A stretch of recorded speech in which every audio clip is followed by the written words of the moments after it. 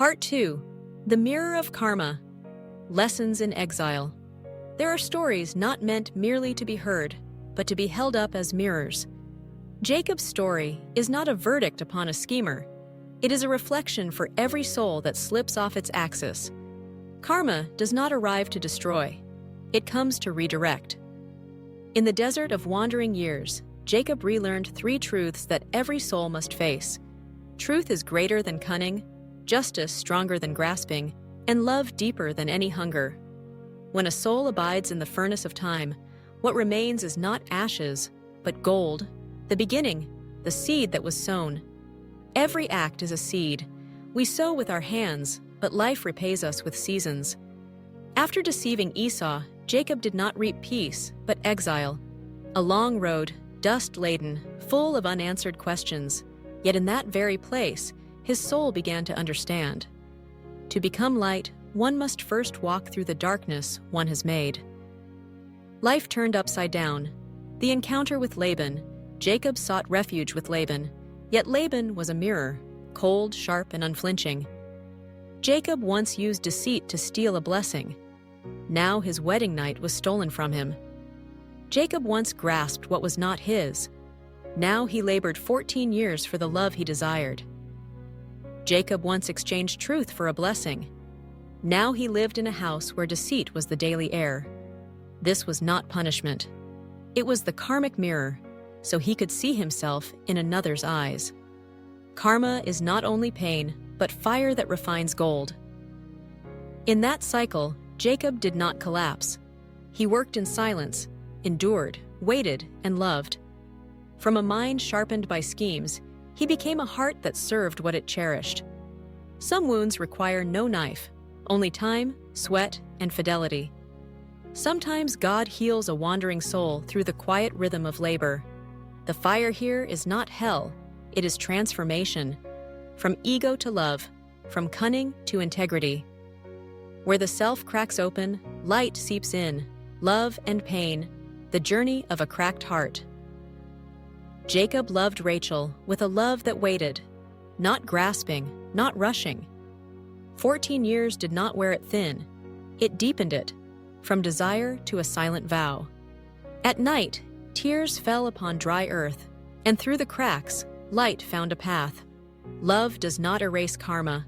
Love transfigures it into a furnace. By love, we endure the fire until the true gold shines forth, the lesson of the sacred order, justice, not revenge. The sacred order carries no whip. It simply places a mirror before us and asks, "Will you dare to look?"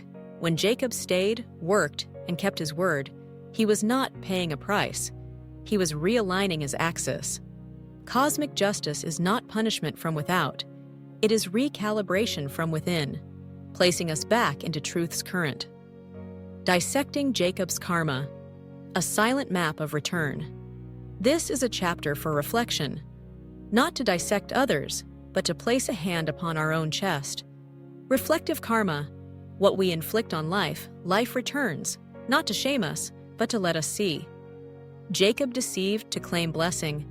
Life gave him a household where deceit ruled like air. The mirror was too bright to ignore. Amplified karma. A single seed can grow into a forest of thorns. One trick birthed 14 years of toil. Karma magnifies so that we can no longer pretend we do not see our lesson.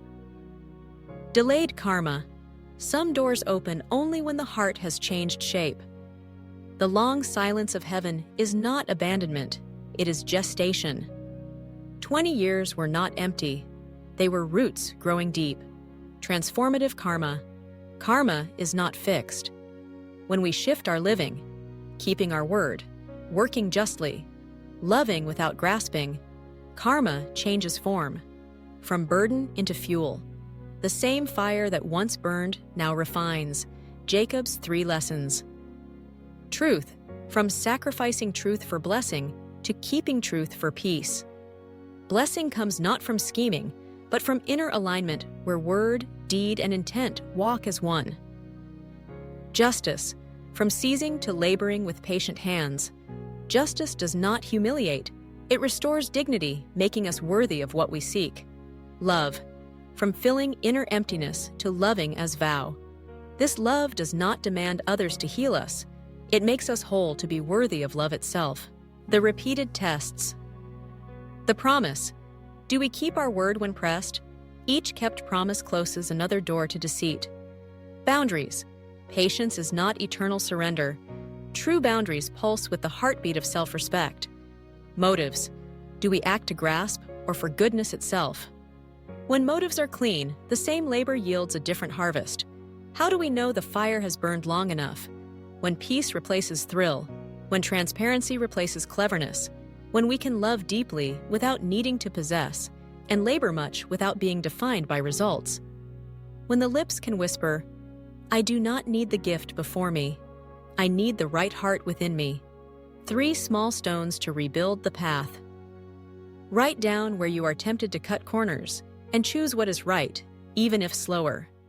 Set one boundary where you once endured just to get by.